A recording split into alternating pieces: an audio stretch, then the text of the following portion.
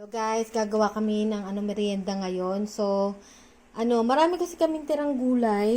Ito, kalahati lang ito, malapit na mabulok. Kaya, ayan, naisipan kong gawin to. Pina-level up na instant pancit canton. So, yung mga kailangan natin ingredients, repolyo, tapos carrots, kaunti na lang to, kalahati na lang kasi nasa ref. Garlic, onion, tapos 3 pirasong pancit canton, kasi 3 kami. Ayan, sana sapat yung gulay natin. Sabi ko guys, yung calamansi, kahit anong brand guys, kung ano yung mas prefer yung brand.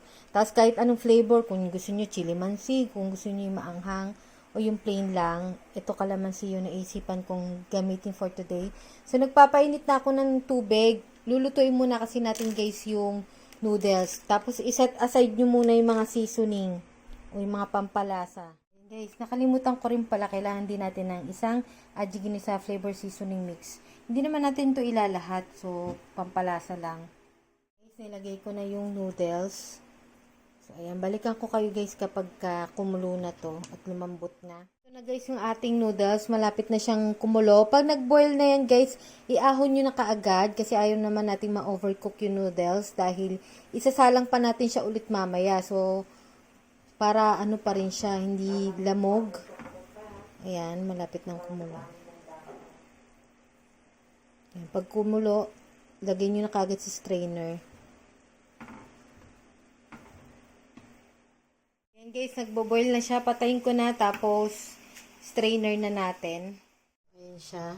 So, set aside muna natin yan dyan. Magigisa na tayo ng mga gulay. Ayan, naglagay lang ako ng onting mantika dyan. Lagay na natin yung garlic. Ayan. Tapos yan guys, hinalo ko na rin yung onion. Tapos yung carrots guys, nilagay ko na rin. Tapos guys, yung repolyo. Ayan. Tapos maglalagay ako ng onting Aji Ginisa para may lasa yung gulay natin. Bilang na kayo ng 5.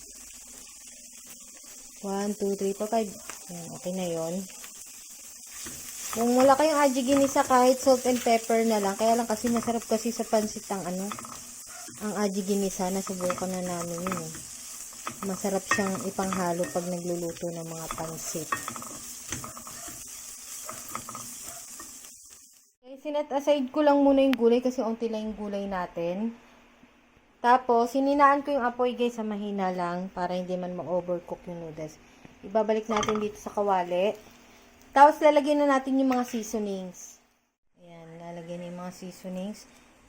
Ipopost ko lang muna guys dahil matagal to. Para mabilis tayo.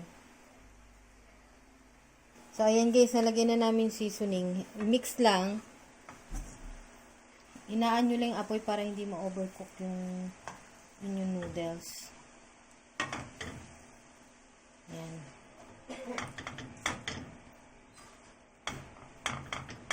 Kung may sesame oil kayo, pwede rin pampasarap.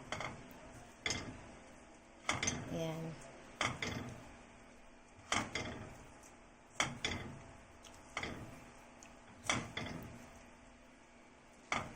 Mix nyo lang ng maigi. Tapos, diba ang pancit canton, hindi naman masyadong maalat yan, Magtataktak tayo ng onti lang nito, guys, para mas malasa siya. Bilang lang kayo ng 5. 1, 2, 3, 4, 5. Yan, tama na yan. Para terno sila nitong ating gulay.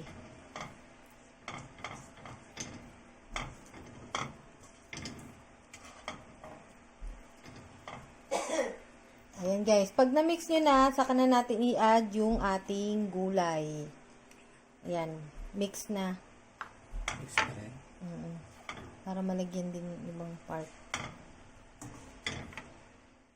Na guys, yung finished product, ayan.